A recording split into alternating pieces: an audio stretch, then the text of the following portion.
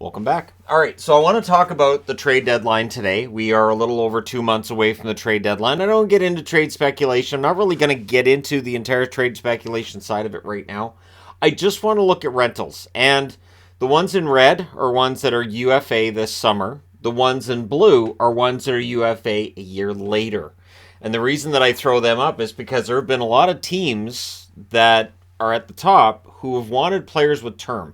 They want cap certainty. So they want a player, they want a guy who's not a pure rental, and you can get more for that guy who's not a pure rental. You're more likely to get a first round pick for the guy who's still got term. In order to qualify for being on this board, your team had to be 5 points outside of the playoffs or further. So the teams at the top of the board, teams that are most likely to have some sort of a comeback and end up making the playoffs. The teams at the bottom, I think once you're 18 or 20 points out of the playoffs, your GM's already planning on next year. So we'll start with the East. We'll start with the Detroit Red Wings, who in 32 games have a record of 14, 11, and 7. 35 points. They're 5 points back of the Washington Capitals. And for Detroit, there's been some fading going on. The more alarming thing with Detroit is that this is a team that is on its way up. They're going to get better. But there's a couple of really important players with expiring contracts. Larkin leads the board in that category. Now, and I'm just going to go down that rabbit hole for fun. If the Detroit Red Wings said, you know what, we'll make our captain available and see what we can get, I would think they'd get a king's ransom for Dylan Larkin. And rightfully so. He's still a relatively young player. And by relatively young, I mean he is a young player, but he's a UFA. And I think he could really help a team. That being said, he's not on the market. I don't think he gets on the market. Bertuzzi is a maybe for me. Bertuzzi's a player who's been injured regularly, it seems anyways. And so there's more likelihood, I would think, for Bertuzzi to end up on the block.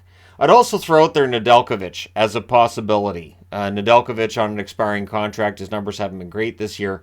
There's the possibility there's a GM out there who thinks they can turn him around. Think about what Minnesota did trading out Kakinen last year, for instance. Maybe there'd be something to be done there for the Detroit Red Wings. Maybe keep Hellberg as the backup till the end of the year. They also have Suter, Sundqvist. Sundqvist, good, solid bottom six forward. Ernie, I think Ernie stays in Detroit. I'd be kind of surprised if he leaves. Mata's fit in pretty well with Detroit. But again, if the right offer comes along and he is a blue liner, he could be on the move. Osterley, Wallman's look good. And then you have the two guys they brought in as free agents. First Pesek, and then Haig. Haig they signed because Pesek got hurt. Both of them currently on the IR. Of course, Bertuzzi's currently on the IR as well. So there are some moves to be made. But if you look at unrestricted free agents in 2024, Perron and Kubalik had that list. Now, Kubalik is having an absolutely fantastic season. Do you bet on him being able to maintain that, or do you look at that and say, you know what, we could sell high on him? So there's the argument to be made about whether or not you sell high, and I would think for Steve Yzerman, he would listen for offers on either player while not actively shopping either player. I think Perron's been fantastic for Detroit. There's no reason to move him. There's also no reason to move Kubalik. But there's the possibility. Detroit also has cap space. They could use that cap space to maybe extract a first rounder out of another team if they need a broker for money in order to make a deal. So for Detroit, I think they could be very active if they fall out of the race completely. But I don't think that the core players are going anywhere unless they decide to make Bertuzzi available and unless they decide to make Nedeljkovic available. But I don't know that Nedeljkovic would qualify as a core player with how well Husso's played so far this year. So, interesting moves there with Detroit. Then you get to Buffalo. Buffalo's 32 games, 16, 14, and 2, 34 points. There's 6 points out of a playoff spot. Okposo, Girgensons, Hinostroza, Pilot, Anderson. Basically a lot less of an interesting list with Buffalo in general. They just named Okposo captain this year. I would think he signs an extension there for less money. Hinostroza might get them back a little bit. Anderson might get them back a bit at the deadline too. If they decide to move a player who's got 2 years of contract left, meaning they're not an expiring contract this year but next year, Comrie's an interesting option. He's currently on the IR. Luukkonen's looked pretty good. Olofsson is an interesting option as well. Olofsson could give them a pretty good return. He's a solid winger, but Buffalo's a team that doesn't struggle with scoring goals. So if a team needs a goal scorer, Olofsson can do that. Lyubushkin is also there as well, depth defenseman there. And they have cap space too. So they can absolutely weaponize their cap space at the deadline. Florida, 34 games, 15, 15, and 4. They have 34 points, 6 points out of the playoffs. They were not supposed to be in this position. They're in a worse position right now to make the playoffs than either Detroit or Buffalo. Let that one sink in for a sec. This has snuck up on them, and they don't have their own first-round draft pick. That belongs to the Habs. So because it was either 2022 or 2023, now it's the 2023 pick, and it's not top 10 protected. So Florida has no protections that gets them back that draft pick no matter what. And they don't have a lot here if they want to get back a first-rounder. Their expiring contracts are Dalpe, Eric Stahl, Tierney, Mark Stahl, Radko Gudas. I don't see a first-round pick for any of those players. If they go with players who expire the following year, though, things could get really interesting. You have Duclair, who hasn't even played yet this year. He's supposed to come back. It's in about a month's time, isn't it? Reinhart. Reinhart, it would be interesting if they put him on the market. Got off to a slow start. It's been playing really well lately. Cousins, Lomberg, Montour, Forsling. Cousins and Lomberg, not going to get you major pieces. But Montour or Forsling, if Florida decided to go crazy about this, could.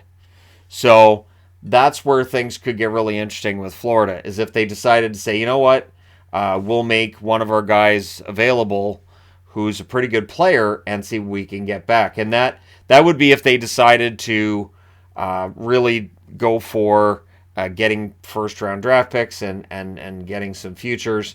But I'd be very surprised if Florida did that. Montreal, 33 games, 15, 15, and 3, 33 points, 7 points out of the playoffs. Their expiring contracts, Drouin, Dodonov, Monahan, and Byron. Now, of the four, Monahan's the one that's tied to possibly staying in Montreal beyond this season. Byron, of course, has been hurt all season, almost. I don't think he's played yet this year. I don't think he has. But he's there because it's an expiring contract.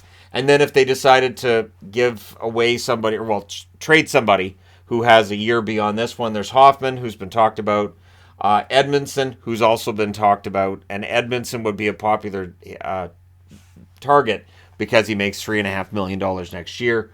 Weidman, Montembeault is also one that's expiring next year. He's on a very reasonable contract. There's a possibility that a team might decide to give Montembeault a chance. There might even be a move to be made in the division. Montembeault for Nedeljkovic. Sure, why not? See, there you go. I just made a trade. And then Nedeljkovic signs an extension in Montreal. Done.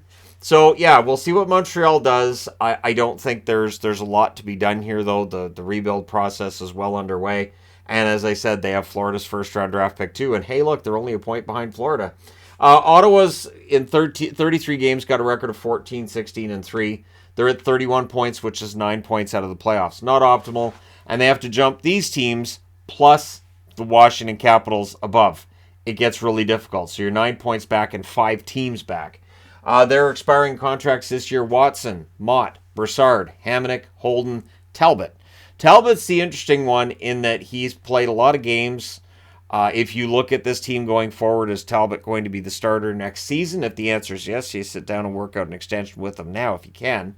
But if you look at players that are expiring next year, there's not a lot here either. Zaitsev, Hetherington. I think the only one that might get them a good return would be Talbot if they made him available at the deadline. I don't know that would necessarily get you back a first, but we're always surprised at who gets a first. And I remember being surprised at Sherratt getting a first-round draft pick for Montreal and being told, it's no big deal, it's not going to be a good draft pick. And now it might be a very good draft pick. You have to be careful about trading future firsts. GMs, I think, are far too cavalier about trading future first-round draft picks, which I get. It's kind of if this doesn't work, I'm not going to have the job to make that draft pick anyways. But, yeah, it's dangerous. Philadelphia, 34 games, 11, 16, and 7 record. They have 29 points. They're 11 points out of the playoffs. Van Riemsdyk is on the market. He is a rental. It's pure rental. I can't see there being very many teams that can take that contract on without giving a bunch of money back to the Philadelphia Flyers. You've got Brown, Willman, and Braun on the list as well. Braun, they can rent out at the deadline. They did it last year. They can do it again. If they decide to go with somebody who's got another year on their contract past this one, D'Angelo's the one that stands out. D'Angelo, it has not gone very well for him in Florida. Obviously, they made him a healthy scratch not too long ago.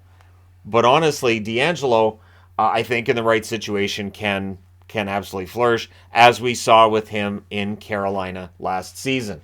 So we'll see if D'Angelo ends up on the market. I wouldn't be surprised if he did. Sealer, Sandstrom, Lazinski, also ones that are up for a contract extension, not this year, but the following year. The one thing with D'Angelo, you may be trading him while his value is low. You may not get a lot back. That combined with reputation, whether that's fair or it's not, can knock down the value of the player. Columbus rounds out our look at the East. In 32 games, they're 10, 20, and 2. 22 points, which is 18 points out of the playoffs. This has just been a disaster so far. It's interesting because Columbus, Florida, Calgary, it was all which of these teams is going to benefit from these moves. Gaudreau goes to Columbus. Tkachuk goes to Florida. Huberdeau's in Calgary. And the answer is none. None of the teams have gotten better with these moves. So the expiring contracts in Columbus, Nyquist, Gavrikov, Bayreuther, and Korpisalo. Of the four, Gavrikov's the one that could absolutely get them back a first-round draft pick, and rightfully so. I think they'd prefer to keep Gavrikov. Nyquist, I don't think gets them a huge return, but he'd get them something if they put him on the market. If they put Korpisalo on the market, which they could if they decide Tarasov's ready, there would be some interest. I, again, don't know if that coveted first-round draft pick would be there. And then if you look at players who are expiring next summer, you have Roslovic. Roslovic's an interesting one in that he played really well in Columbus in the beginning and it kind of fell off. Robinson, bottom six. Danforth's there. He, of course, being injured and out. Voracek's injured and out as well. I don't think their contracts go anywhere while they're injured and not playing. But again, stranger things have happened. Then we go over to the West. St. Louis, 33 games, 16, 16, and 1. They weren't supposed to be in this position either. They have 33 points. They're 5 points back of both Colorado and Edmonton. Their expiring list is really interesting. Ryan O'Reilly talks have been ridiculous. I have not talked about it in videos because I think it's all just pure speculation. And every time I hear, could O'Reilly go to the Leafs? I think, oh, of course, yeah, we'll tie everybody to Toronto because that's how things work. And it's a joke I've made on this channel before, and it goes back decades, where anytime a player is available or might be available, immediately it's, could this guy help the Leafs? Probably, yeah, O'Reilly would be a fantastic addition. But for St. Louis, if they decide to sell O'Reilly, I don't think they're going to just purely sell him. I think it might be a hockey trade that you'd have to make there. And so things get interesting from that point. Tarasenko, not a fantastic year for Tarasenko. I haven't seen a lot of people saying, see, Seattle should have taken him. If Seattle had Tarasenko right now, I don't know that his value would be any higher. It would be a $7.5 million drag, and I don't know if you can move that contract at this stage with how his offense has been. I know it's been up and down. I know it's been a little more up lately, but still the overall number's not fantastic with Tarasenko. I don't know if that gets you first. Barbashev, I think, can. Still young, upside there. Plays a good, solid all-around game. I think Barbashev could get them a first-round draft pick if they made him available.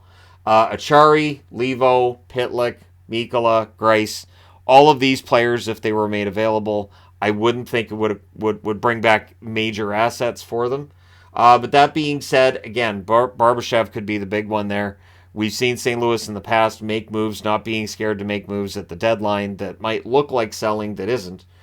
Then you look at contracts that are up the following year. You got Nathan Walker, you got Bortuzzo, you got Rosen, and you got Scandella.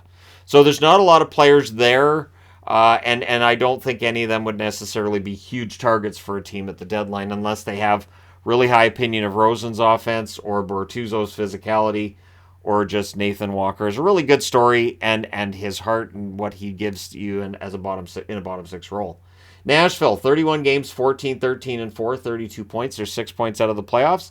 They weren't expected to be out of the playoffs either. Their expiring contracts. Cole Smith is one that's interesting to me. I think he's been good. I think he's a good bottom six forward to make him available. I think there would be probably multiple teams calling him about him. Jankowski has performed well enough to keep a job with the Nashville Predators to this point. Lankinen is a curious one to me in that he has been quite good for them as a backup. Could be argued that he should get more games. And so Lankinen could be a popular one if they make him available at the deadline. And then you got Borowiecki, who's currently injured, of course, and injured players you don't often see get moved at the deadline, but it does happen. Then players who were up the following year, you got Niederreiter, very solid player, one of the best goal scorers for Nashville. I would think Nashville would have to fall pretty far out for them to decide, well, we might as well move Niederreiter as well as Trenin. Yakov Trenin, good player, bargain contract. He's the kind of guy that Tampa usually will target at the deadline. Is that guy who's got the energy, he's got some speed, and just overall the talent is there, and there might be potential for more, right? They're young enough, there's potential for more. So we'll see what happens with Nashville, the deadline. Vancouver in 32 games, 14, 15, and 3, 31 points, 7 points out of the playoffs. You can view this one of two ways. Either they're still in the hunt or they're not. And for me, they're not. 7 points back. Having to jump over 3 teams to make the playoffs isn't impossible, especially with the fact that there's 50 games left in the season, but they haven't shown that ability to put together a lot of really good back-to-back games. They're not winning in regulation. They're blowing leads. And so for Vancouver, I do think they'll be sellers. Horvat's the big name, but Kuzmenko might be the big guy. Think about this. You've got Andrei Kuzmenko who's scoring goals, scoring points, right? His value's pretty high. He's 26 years of age. If they put him on the market right now and he's making entry-level money, there would be multiple offers coming in. You're going to get offers for Horvat, but the offers you're going to get for Kuzmenko, I think, are going to be more substantial because you don't have to worry about making room on your team with cap, and you've got a player that you can sign to probably less money to keep him than you're going to have to sign Horvat to. And I don't know that the Canucks can afford to keep Kuzmenko. And I don't know that they'd want to risk losing him for nothing after the season's done either. So Kuzmenko to me is the one to watch. That if the Canucks decide to put him on the market, or somebody just calls Vancouver. Again, I'll use Tampa as the example. Tampa calls and goes, look, we could use a scoring winger. Kuzmenko's got the chops. We'll give you this year's first and, next year's first. Or this year's first and we'll give you a prospect. And then the Canucks pick up a prospect in the deal too. But yeah, and I'm just saying that just as an example. I think for Kuzmenko, you could get a lot. Luke Schen's going to attract some attention. I think that with the fact that he's been so important to Vancouver, it strikes me as a deal that's probably going to bring back less than Canuck fans want. But he's been very good. Burrows, Delia, depth defenseman, number 3 goaltender there. And then if they look at next year's expiring contracts, there's not a lot here. You've got Tanner Pearson, who there's been rumors about whether or not he's on his way out of town over the since Rutherford took over. Joshua, who's been very good in the bottom 6 role. Dries, I like Dries' heart. Myers, I can't see anybody taking that contract, even though there's only the 1 year left, but we'll see. And then you got Martin. Spencer Martin's been good. I don't think he's a starting goaltender. I think he's doing his best in the absence of Demko. But if a team made an offer for Martin, I think the Canucks would listen. 35 games played by San Jose, 11, 18, and 6 is their record. 28 points, which is 10 out of the playoffs. So again, not making the playoffs, which is okay. And they've got some expiring contracts, but not a lot here that's going to attract a ton of interest. Bonino might attract some as a number 3 center for somebody, or maybe just a depth forward. Nieto, Harrington, not a ton there. Reimer could attract some interest for a team that needs a goaltender. Nunavara is currently on the injured reserve list, but again, expiring contracts, so it's on the board. For the ones that expire next summer, we need to get to somebody else first. Timo Meier, I've got him in purple and I've got him with a question mark. He's not an unrestricted free agent, but he's owed a $10 million qualifying offer. And then he could just accept that, right? He could accept a one-year, $10 million extension. And I think Meier's played quite well. So Meier may very well end up being on the move. The fact that there's the 10-year extension and all this hanging over your head, it might be a situation where San Jose would allow a team to work out an extension. So a team signs him to, say, an 8-year, $8.5 million per season extension, and then San Jose trades him there in exchange for pretty substantial package, I would think, if they decide to move Meier. But that's something that potentially could happen. Then you've got contracts expiring in 2024. LeBanc, who had a good game last night as an example. Lindblom, who's been picking it up lately. Barabanov, who's a good energy forward. Lawrence, who's been good for them since coming over from Carolina. Shimmick, Megna, I should say, and Kakkonen. I don't see a lot there that's going to attract a ton of interest or first-round draft picks necessarily. Barabanov, I would think, would probably get a mid-round draft pick, that kind of thing. But yeah, it's an interesting bunch for San Jose. There's a lot of expiring contracts, and as I said, Timo Meier may end up being the most fascinating of the bunch. Then you get to Arizona, 31 games, 10, 16, and 5, 25 points, 13 points out of the playoffs. Expiring contracts this year, not a lot considering it's Arizona, and I don't have Chychrun on the board because he's not an expiring contract. I know he's on the market. I know there's talks of where he's going to go, but for this video's purpose, I didn't put him up here. But the expiring contracts this year are Ritchie, Bukestad, Gostisbehere, and Stetcher. They have improved the values of Ritchie and Gostisbehere in Arizona, and so we'll see if they can turn that into something at the deadline. Ghost has been very good, and his contract is solid, so it's possible that Ghost ends up being the key guy here for Arizona, picking up other future assets. And then the ones that are expiring next year, there's not a lot here either. You've got Cassian, Boyd, O'Brien, Nemeth, and Josh Brown. And of course, the Cassian one, that was a pickup from Edmonton to help them make cap space.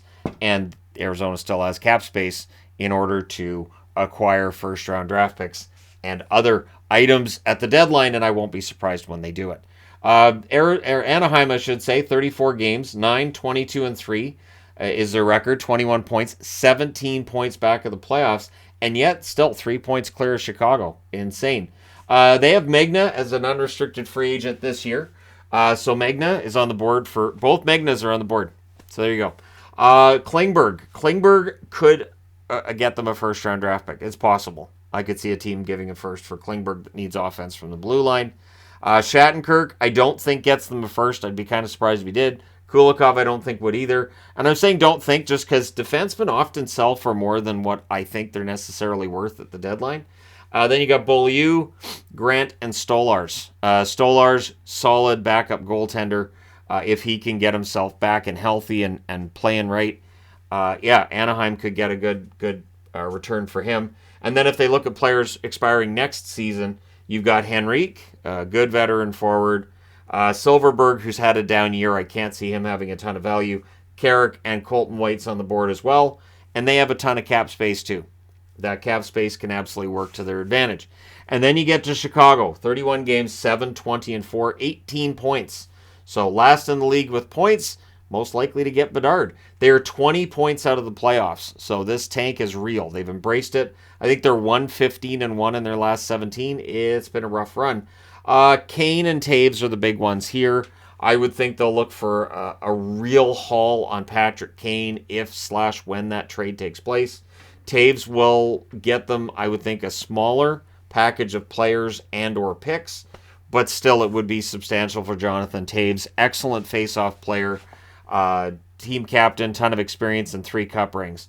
Athanasiou, there's some value there if he gets moved at the deadline. I think he does. Same with Domi. Domi's increased his value with his play in Chicago. Kara, Jack Johnson. Johnson may have some value as a depth defenseman. Tenorti would as well. And Stalock in net, if Stalock comes back and plays and all that fun stuff. And then you get into the players who are unrestricted next year. Tyler Johnson has an expiring contract in 2024. Dickinson as well. Of course, Chicago picking him up for Vancouver. It's possible they flip him and get a decent return back. Blackwell, Lafferty, Mrazek. Mrazek, of course. So both of their goaltenders are due in terms of Stalock and Mrazek. Soderblom, of course, is younger, and he'd be an RFA at the end of his contract. Chicago also has a ton of cap space. It is going to be an interesting deadline. There's expectation that it's going to be a very busy deadline. I don't know how many marquee names are going to move, and I think that's where things get kind of crazy. That's why I didn't get into marquee names with a lot of term left, because then it gets really murky. And this video is already almost 24 minutes long. So there you go. Just a quick overview, as quick as I could make this. Let me know your thoughts in the comment section below as always. Who do you think is going to be that big piece traded at the deadline where he goes to a contending team and is expected to get them over the top? Let me know your thoughts in the comment section below as always. Don't forget to hit like and subscribe if you're browsing your way through. You just happened upon this video. Thank you guys so much for watching, for all your support. I will talk to you again soon.